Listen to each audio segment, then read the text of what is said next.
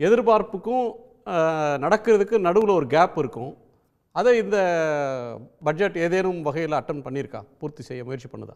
இது என்னன்னு பார்த்தோம்னா, எலெக்ஷனை தவிர்த்து தமிழ்நாடோட எதிர்காலம் அந்த மாதிரி ஒரு நோக்கத்தோடு இந்த பட்ஜெட் ப்ரெசென்ட் பண்ண மாதிரி தான் தெரியுது. இது மாணவர்களோட எதிர்காலம், விமன் வெல்ஃபேர், அதுக்கப்புறம் இன்ஃப்ராஸ்ட்ரக்சர் பார்த்தோம்னா எல்லா ஊராட்சி நகராட்சி எல்லா இடத்துலையுமே ரோடு இன்ஃப்ராஸ்ட்ரக்சரை இன்க்ரீஸ் பண்ணுறாங்க, அழகாக வந்து ரிஃபைன் பண்ணுறாங்க, திருப்பியும் நிறைய ஃபண்ட் அலாட் பண்ணி ரோடை வந்து சீரமைப்பு படுத்துகிறாங்க.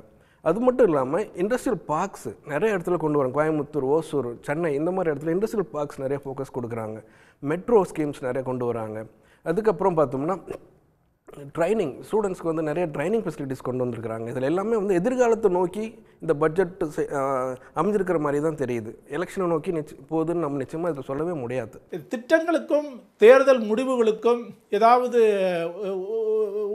1-to-1 ரிலேஷன்ஷிப் இருக்கா அப்படின்னு கேட்டிங்கன்னா 95% இல்லை. ஓகே, ஆனால் இது வந்து ஒரு மாநிலத்தினுடைய வளர்ச்சி மேம்பாடை கணக்கில் வைத்துக்கொண்டு சில திட்டங்கள் இந்த பட்ஜெட்டில் இருக்குது. மகாராஷ்டிராவில் வந்து ஒரு ஏக்நாத் சிண்டே கவர்மெண்ட் திரும்ப வர்றதுக்கு அவங்க கடைசியில் அறிவித்த சில திட்டங்கள், கடைசி ஒரு 6 மாதத்தில் செஞ்ச ஒர்க்கு அது முக்கியமானதுன்னு சொல்கிறாங்களே. நீங்கள் வந்து வெறும் திட்டங்களை வைத்துக்கொண்டு மட்டும் அவர்கள் வெற்றி பெறவில்லை. அப்போ நிறைய அரசியல் ரீதியாக பல நடவடிக்கைகள் எடுத்தார்கள். அதனுடைய ஒரு ஒட்டுமொத்த ஒரு இதுதான் விளைவு தான் அவங்க வெற்றி பெற்றதே தவிர, வெறும் திட்டத்தில் அவங்க அறிவித்தாங்க, அந்த லடுக்கி பாத் ஏதோ சொன்னாங்களே, அதெல்லாம் அதுக்காக அவங்க ஜெயிச்சில்லை. அதாவது அது ஒரு 2% கொடுத்துருக்கலாம். திட்டங்களுக்கும் எலக்ட்ரல் அவுட்கமுக்கும் ரிலேட்டட் இல்லைன்னு சொல்ல முடியாது சார்.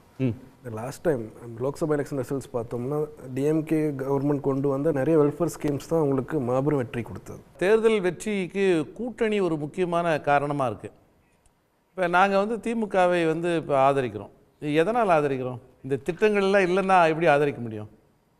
அதனால் நேரடியாக திட்டங்கள் வந்து பலன் தரலைன்னா அது டெமோக்ரஸியை ஒரு கேள்விக்குட்படுத்துகிற விஷயமா இருக்குது. அப்போ வந்து மக்களுடைய அந்த வாக்களிக்கும் தன்மை இருக்குல்ல, அது வந்து கேள்விக்குள்ளாகுது. அப்போ வேறு ஏதோ விஷயத்துக்காக அப்படி இல்லை, திட்டங்கள் தான் இந்த மாதிரியான கூட்டணிகளை வலிமைப்படுத்துது. அதாவது நான் சொல்லும் பொழுது இந்த திட்டங்களுக்கு பலனளிக்கலே நான் சொல்லலை. நீங்கள் தேர்தல் சமயத்தில் தேர்தலுக்கு அது உபயோகமாக இருக்குமா இருக்காதாங்கிறது தான் பாயிண்ட்.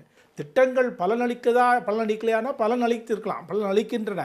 ஆனால் அதற்காக மட்டும் மக்கள் வாக்களிப்பதில் தமிழ்நாட்டு மக்கள் வாக்களிக்கலை. அதை வந்து மனசில் வச்சுக்கணும். இன்றைக்கு தமிழ்நாட்டுடைய தேவையை முழுமையாக நிறைவேற்றிவிட்டது என்று நாங்கள் சொல்லவில்லை. ஆனால் தமிழ்நாட்டுடைய எதிர்காலத்திற்கும் இன்றைய தேவைக்கும் ஒரு முழுமையான வளர்ச்சியை நோக்கிய இந்த நிதிநிலை அறிக்கையாகத்தான் இருக்கிறது என்பதிலே எங்களுக்கு மாற்று கருத்தில்லை. அதை ஆணித்தரமாக உறுதிபட சொல்கின்றோம். உடனுக்குடன் செய்திகளை தெரிந்து கொள்ள சன் நியூஸ் பெல் ஐகானை கிளிக் பண்ணுங்க.